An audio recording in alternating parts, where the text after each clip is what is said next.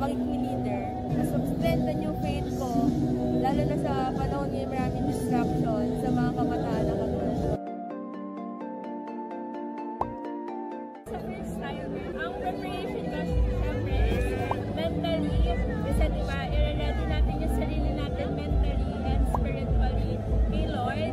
Tapos physically din, kahit alam natin na sobrang excited natin mga youth dito, kailangan natin ng preparation course. Yun lang. So ano yung nilulook forward mo after this event? Mentally or spiritually, capability ko as a youth, diba? Hindi lang pang sarili ko, syempre, para din sa mga makakasalamuha ko sa labas nito. And syempre, sa campus kung saan ako nag-aaral ngayon.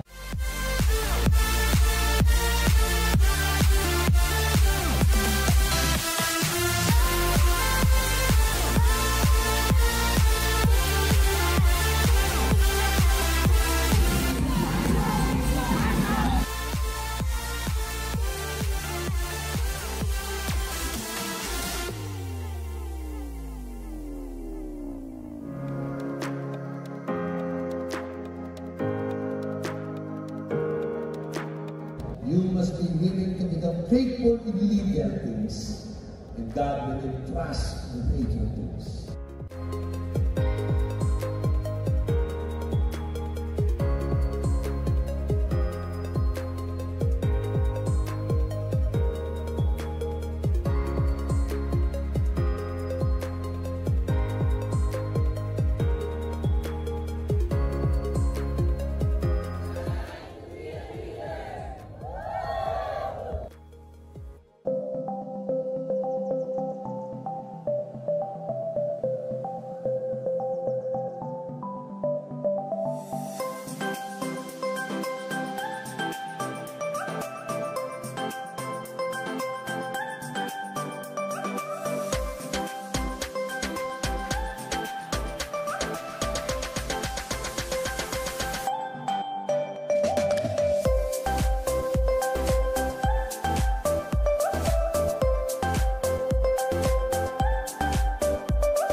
Everybody wants change until they realize the price that they have to pay. Gusto po ba natin magbago yung ating mga simbahan? Gusto po ba natin makita na ang simbahang Pilipino'y lumalago? Nakakapag-win tayo ng kaluluwa sa Panginoon, maging pag-asa po tayo ng ating bayan sa susunod. Deny yourself, take up your cross daily, and follow me. That is the price you have to pay. That is the reality of Christianity. Sa ngalan ni Kristo Jesus, Holy Spirit, we pray for your fire to burn in the hearts of each and every person in this place. Holy Spirit, revive us, Lord God. Drive us, awaken in Jesus' name. The Lord is in this place.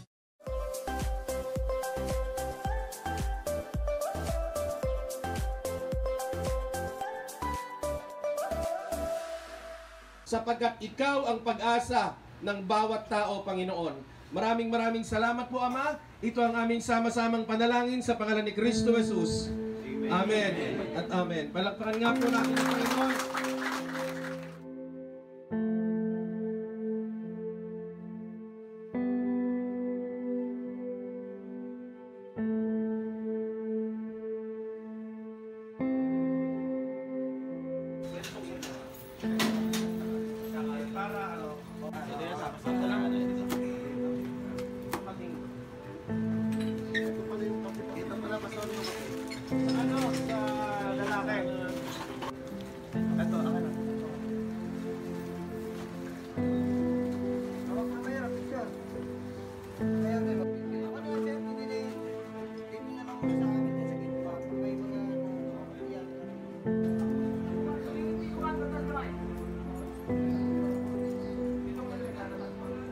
So anong pag-asa natin ngayon?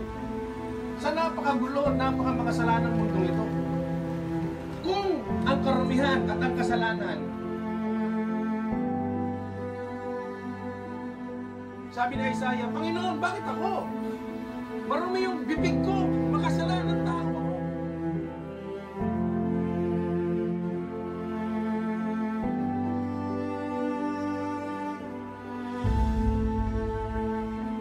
mo alam ang tunay na dahilan, Panginoon, ng lahat, Lord.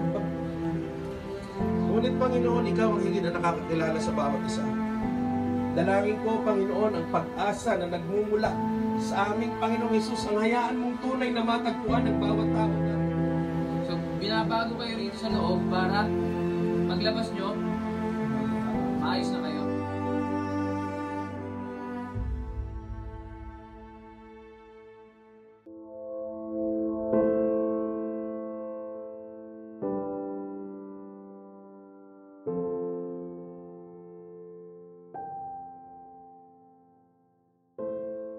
Nakuha ako po doon sa kalsada po dahil ako po ay mahirap. Napunta ako dito po sa lupang pangako dahil sa kanila po. Hindi ko po nakita si Papa po na namatay pero mama ko po namatay. Ano po, mahirap po. Tapos di ko po kaya namin na pag walang pera po, hindi po kami makakakain na maayos po.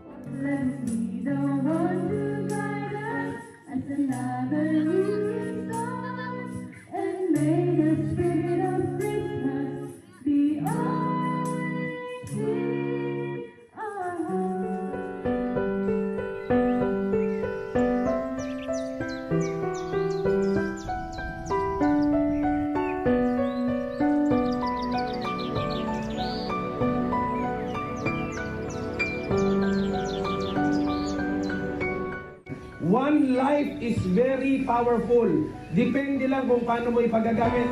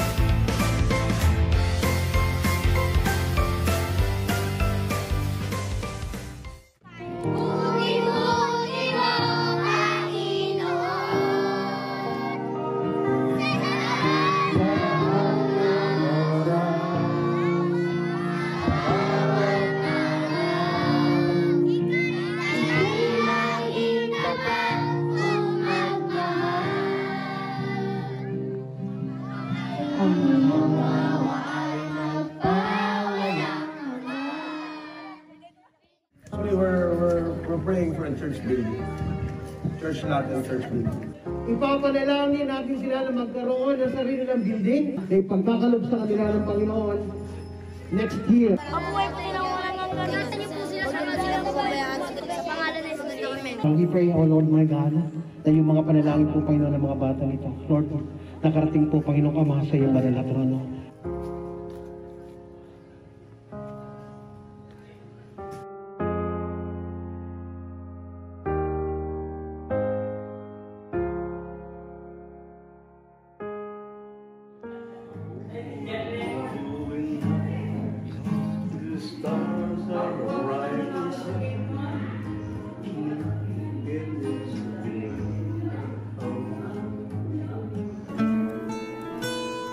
Okay, sisigaw po natin. Merry Christmas. Na malakas ha. Okay? 1, 2, 3. The stars are brightly shining. It is the night our heart hears Savior's birth.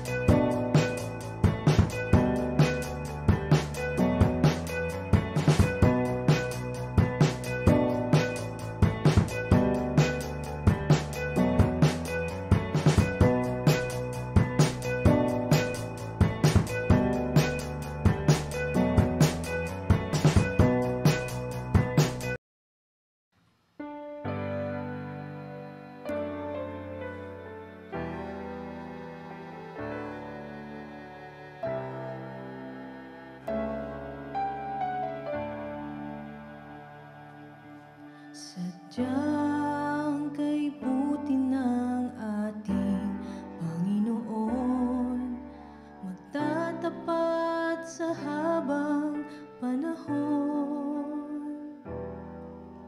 Maging sa kabila ng aking pagkukulang, biyaya niya'y patuloy na laan. Katulad ng pagsinag ng gintong araw, patuloy siyang nagbibigay taglaw.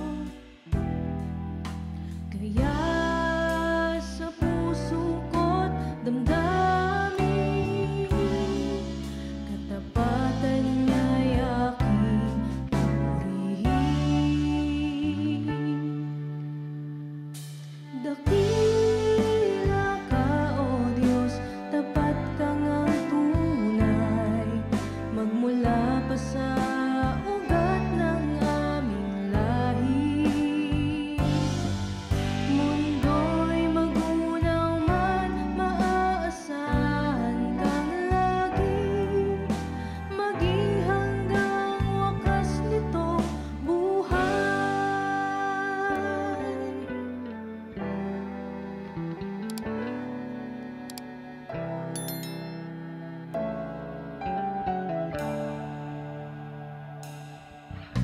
Kaya, O Diyos, ika'y aking pupurihin, sa buong mundo'y aking aawitin. Dakila ang iyong katapatan, pag-ibig mo'y walang hanggan.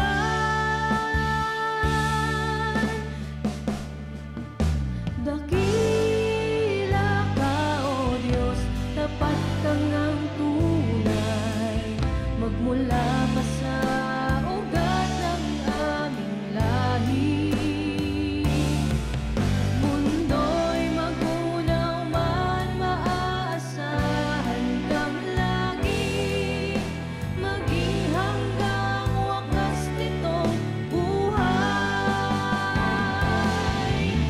Dakila ka, O Diyos, sa habang panahon, katapatan mo'y matibay na sandigan. Sa bawat bighati, tagumpay man ay naroon, daluyan mang pag-asa kung kailangan hinahon. Pag-ibig mo'y alay sa'min noon hanggang ngayon. Dakila ka, dakila ka, dakila ka, O Diyos.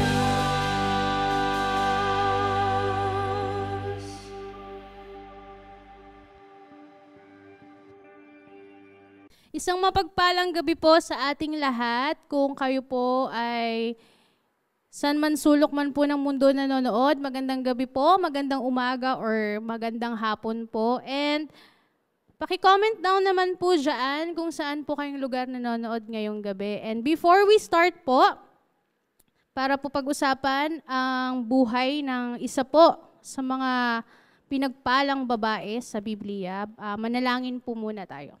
Let us pray. We worship you. We honor you, Lord. Lord, patuloy po kaming lumalapit sa inyong harapan, Lord God. Pakalinisin niyo po ang aming mga puso. Hanggang sa ganon, Panginoon, malaya po kayong makalapit sa aming mga buhay, Lord God. Lord, gamitin niyo lang po ako bilang daluyan ng inyong salita, Lord God. And Lord, kung nasan man po, Lord God, ang aming mga tagapakinig ngayong gabi, Panginoon, patuloy niyo pong i-extend ang inyong pagpapala sa kanila, Lord God. Maraming salamat, Panginoon, sa gabing ito, sa inyo pong papurit pasasalamat. Sa pangalan ni Jesus, Amen.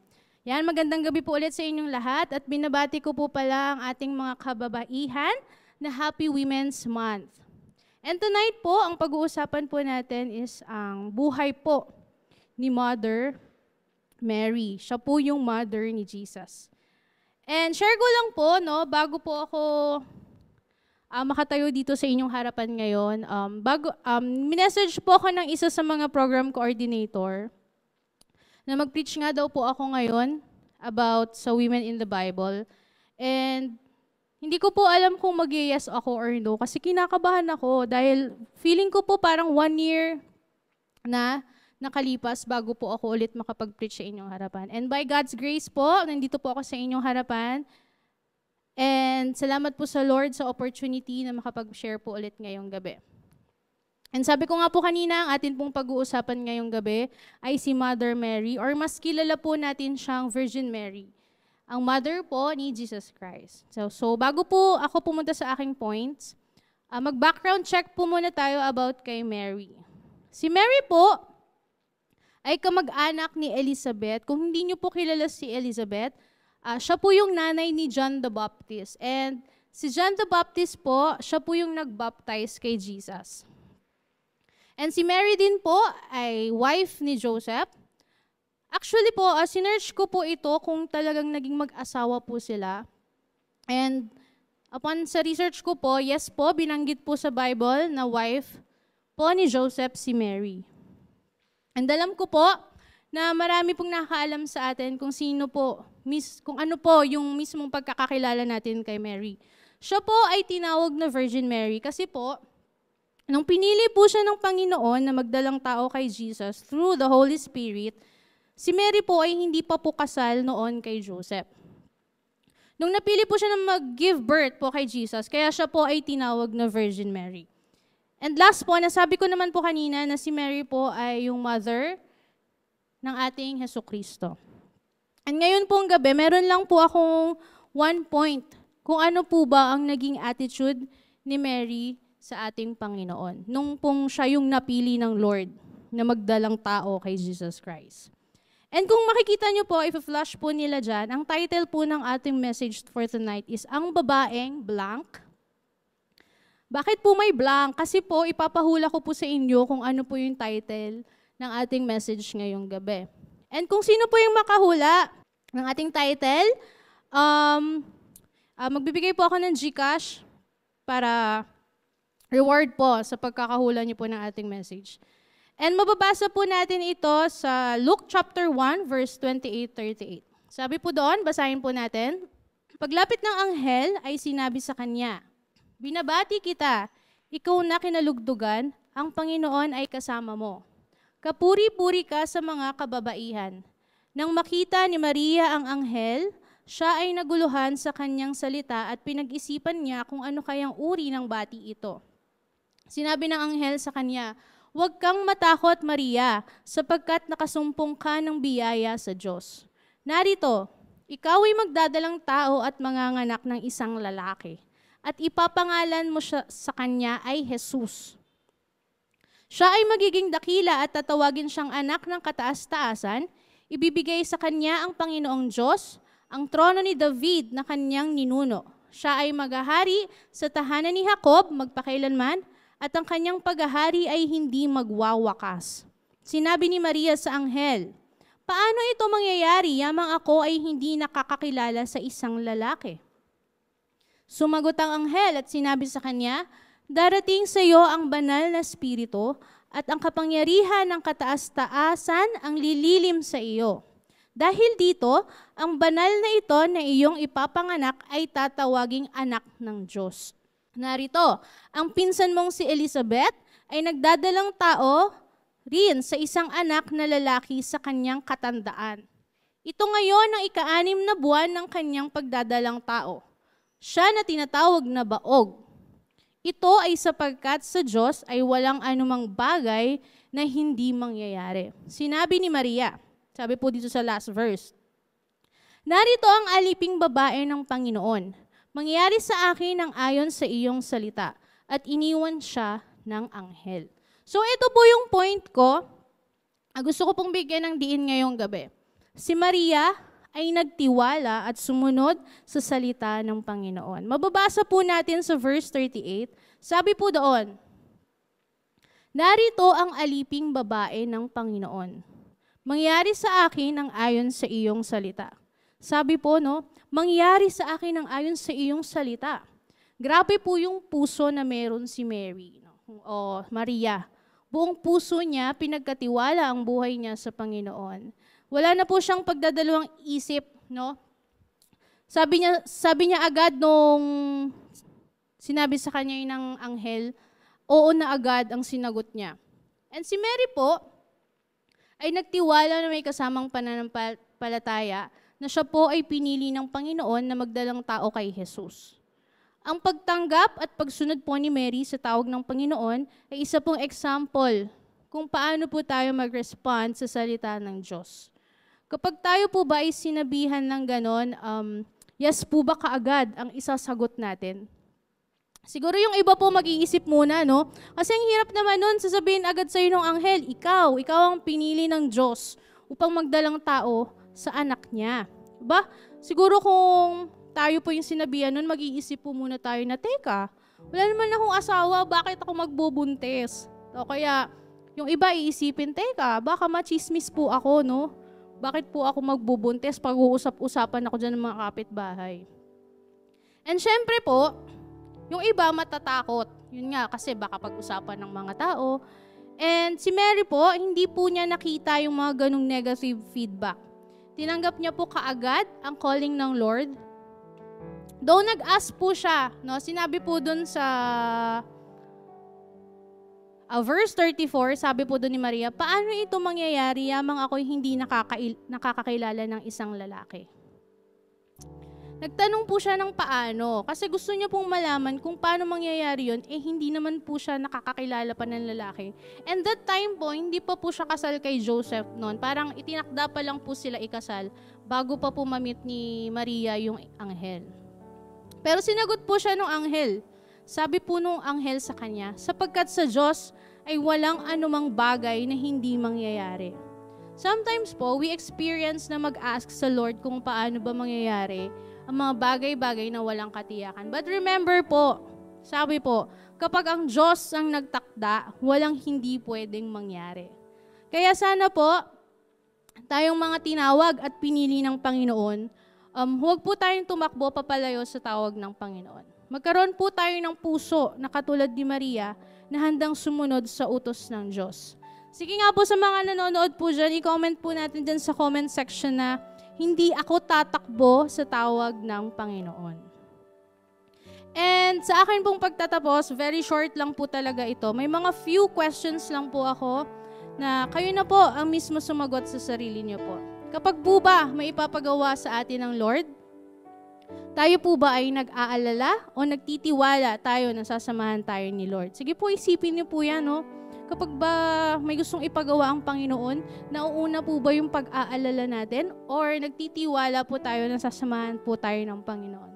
Number 2 po, iniisip po ba natin, Lord, bakit ako? Pwede bang sila na lang? Di ba po nauuso po yan ngayon sa pagka nagtuturuan mag-pray Sabihin, ba't ako? Yun na lang, tinuturo si ganto, si ganto. Sabi nga nila, nagiging paniki daw po pagka inuutusan mag-opening prayer or mag-closing prayer.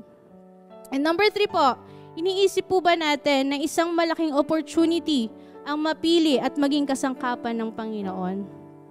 Sige po, kayo lang po makakasagot nan sa sarili nyo. Hindi ko po malalaman kung ano po bang tingin nyo sa mga questions na binigay ko po sa inyo.